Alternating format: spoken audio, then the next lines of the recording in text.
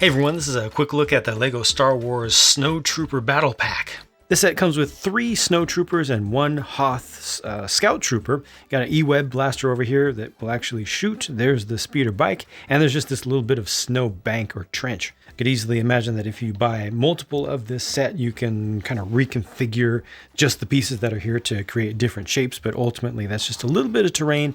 Does not use up too many pieces. There is one clip on one side to hold on to an extra minifig accessory. You can see what's there right now, but you could swap that out for a gun, and that's that. The E-Web uses the 2nd generation version of a stud-attached stud or tile shooter. Shoots them sideways now, and that's in gunmetal gray. And if you don't like the appearance of having that huge thing on top, well, it's very easy to remove it. Just pop it straight off like that. You can even move the cheese slope over if you want onto the top of it. This looks okay enough, but I wish that it also included the little power pack off to the side. The speeder bike is a nice build. It's identical to the one that's included in the UCS AT-AT, so that does help this to be a better troop filler for that one if you get it, but it works just fine on its own. You can adjust the angles of the flaps back here. You can adjust the angles of the foot pegs, although obviously the feet of the figure are not going to reach down there.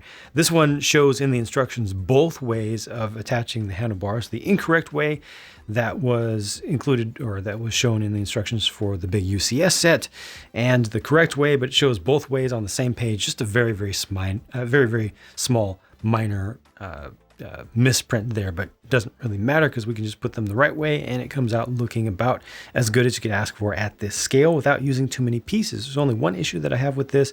A couple of the pieces in the back are able to detach easily because they're only attached with a couple of studs, so all of that is able to fall off during play. Would be nice if that was slightly more securely attached. Here's a closer look at that Scout Trooper, and this looks great to me.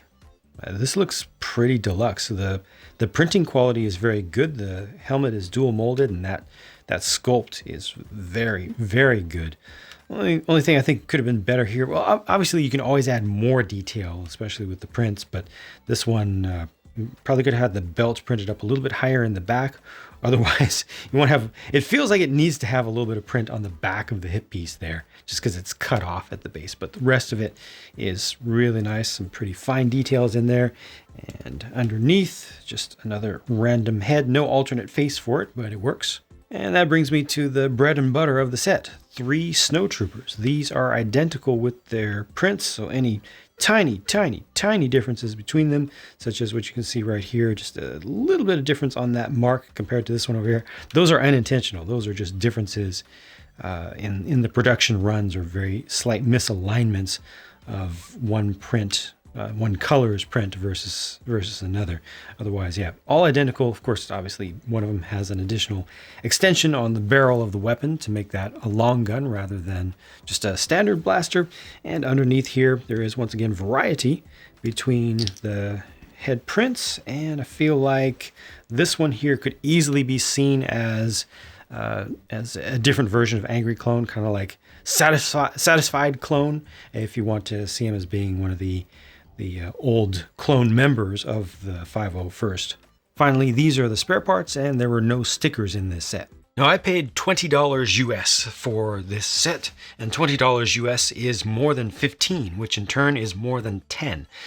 Prices of battle packs have gone up, and that's rough. They've gone up more and faster than inflation. Inflation alone does not account for it, and the fact that the Star Wars franchise got bought up by Disney does not account for it either. LEGO raises prices because they can. That's how they're making billions of dollars of net profit, because that's what they're supposed to do, because they're a for-profit company. As long as we're paying the prices, they will continue to hold prices high or raise them as they can. That's just how the world works.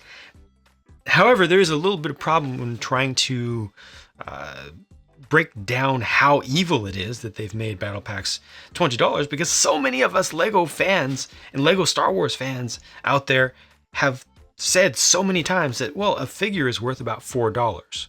A single LEGO minifigure is worth about $4. So that makes this $16 worth of minifigures, and that suddenly makes this not look super overpriced. Like, everybody likes to complain about everything, but based on people's own words, This isn't so overpriced. So I'm going to take it back even further than that. I'm going to take it back years ago, undo a bunch of inflation, forget about all that. I used to say that, to me, a standard figure, not a super ornate figure, just a regular one, these count as just regular to me, was worth about $3 each in a set, not independently, but in a set. That's what I got from what I saw from reviewing and handling hundreds and hundreds and hundreds of sets years ago, like back when I started. Let's take it back 8 years or so. So that makes this $12 worth of minifigures in this set, which means that this decent speeder and this E-Web are being priced at $8.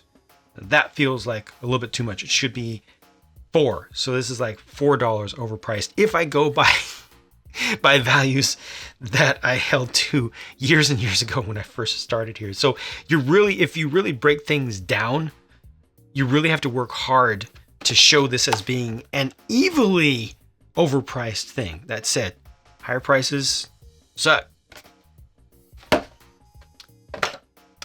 I just try to be reasonable about stuff. Overall, I think that this pack is fine. It's very massable. Thankfully, they don't throw in a random Imperial officer or a named character. This is about the best that we're going to get these days for something battle pack like it or not. Let me know your thoughts in the comments, and I'll talk to you again soon.